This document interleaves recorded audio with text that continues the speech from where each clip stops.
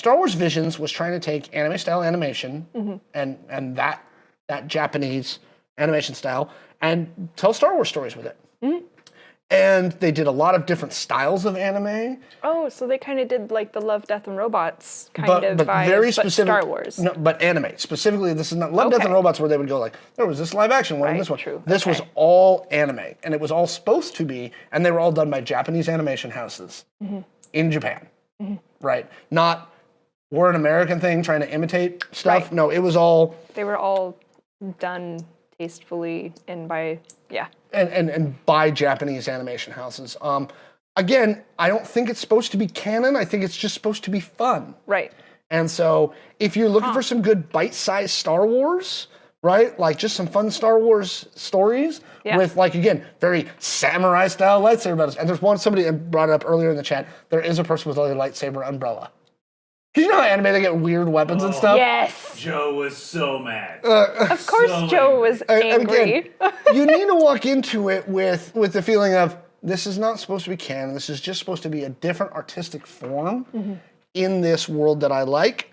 Animatrix, I wouldn't even put Animatrix in the same style because Animatrix wasn't all anime-based.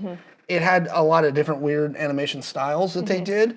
This one, again, is very, like, people are like, it's like that. I'm like, no, it is supposed to be manga, anime-style Star Wars. That's what it is. So if you really love anime, actually, so that's what I would say, because I'm guessing you haven't seen it yet. Nope. I actually think you would really enjoy it. Again, I mean, yeah, and I'm because none of them are interconnected, you can be like, oh, just one, right?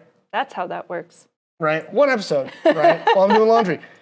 If you, No, we didn't. Did we? Yes. I don't remember. You're like my wife. You don't imprint the stuff after. No, I don't. That's literally why I don't care about spoilers. You can tell me about spoilers all damn day long. I will forget it because you know what? I got other stuff in my brain. Yeah, there was a really cool episode about the rock band that was performing for Jabba, I think. And it's, again, if you go into, it's like any other media. Sometimes with media, you have to go in a certain perspective, right?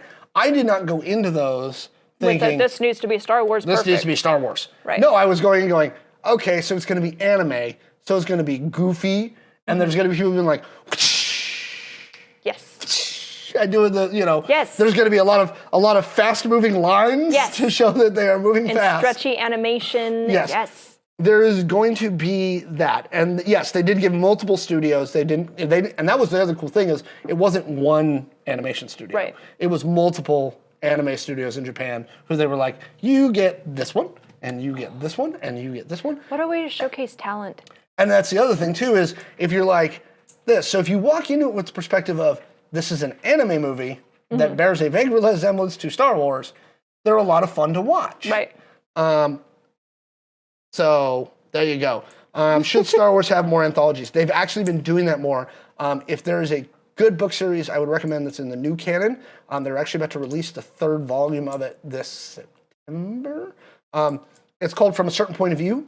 And it is an anthology series each book is written by like 30 different authors. And it is books of short stories. And it's literally like, you remember that guy that you saw on this road there that like is very vibrant, like you see him in the movie? It's, how did he see that event That'd be so cool. in the Star Wars universe, right? And so it's literally like the citizenry of Star Wars and how they see the what events. Is going on. And it follows a generally chronological format where it walks you through each movie. And so the first volume is all A New Hope, the second volume is all Empire Strikes Back, and the next one's Return of the Jedi. They kind of walk you through it chronologically, but it's all told from like 30 different perspectives, and they're really good books. So if you haven't checked those out, I highly recommend them. Oh, it says here on the internet that you haven't liked or subscribed or hit the notification bell, and that if you don't, the IRS is going to punch you in the dink.